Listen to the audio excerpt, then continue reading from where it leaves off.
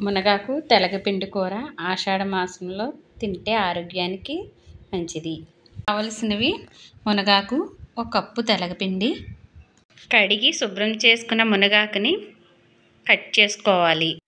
Cut చేసుకున్న మునగాకులో ఉప్పు సరిపడినంత, 1 టీ స్పూన్ పసుపు, 1 టీ స్పూన్ కారం వేసుకుని బాగా కలుపుకోవాలి. పసుపు కారం బాగా కలిసేంత వరకు బాగా కలుపుకోవాలి. స్టవ్ వెలిగించి పెట్టుకోవాలి. ఒక ఉల్లిపాయను కట్ చేసుకున్న ఉల్లిపాయ ముక్కలను వేసుకుని, 2 పచ్చిమిరపకాయలను కట్ చేసుకున్న ముక్కలను వేసుకుని, పసుపు, కారం, 4 కప్పులు వాటర్ వేసుకోవాలి. ఉప్పు సరిపడినంత వేసుకుని మూత పెట్టుకోవాలి. 2 నిమిషాలు బాగా మరిగిన తర్వాత మూత తీసి పక్కన పెట్టుకోవాలి. అలా మరుగుతున్న నీళ్ళల్లో 1 కప్పు తెలగపిండి వేసుకోవాలి. ఉడుకుతున్న తెలగపిండిలో పొట్టు తీసిన 10 వెల్లుల్లి రెబ్బలు వేసి మూత పెట్టాలి.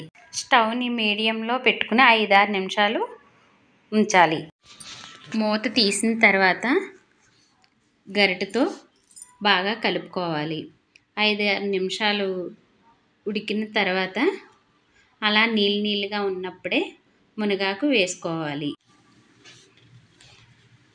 గరిటెతో కలపకుండా మూత పెట్టుకుని మరో 3 నిమిషాలు ఉడికనివ్వాలి. ఇప్పుడు ఆకు మొత్తం తెలగపిండిలో కలిసేంత వరకు బాగా కలపాలి.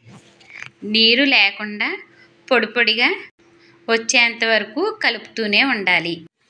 స్టవ్ పైన కడాయి పెట్టుకుని 4 టేబుల్ స్పూన్ ఆయిల్ వేసుకుని 1 టీ స్పూన్ ఆవాలు, 1 టీ స్పూన్ మినపప్పు, 1 టీ స్పూన్ జీలకర్ర, దంచిన వెల్లుల్లి వేసుకోవాలి.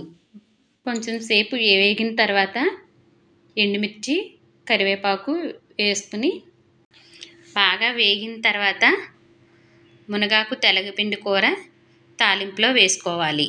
మునగాకు తెలగపిండి కూర రెడీ. ఈ కూర నెలకు 2 సార్లు తింటే మంచిది. Thanks for watching. Please subscribe.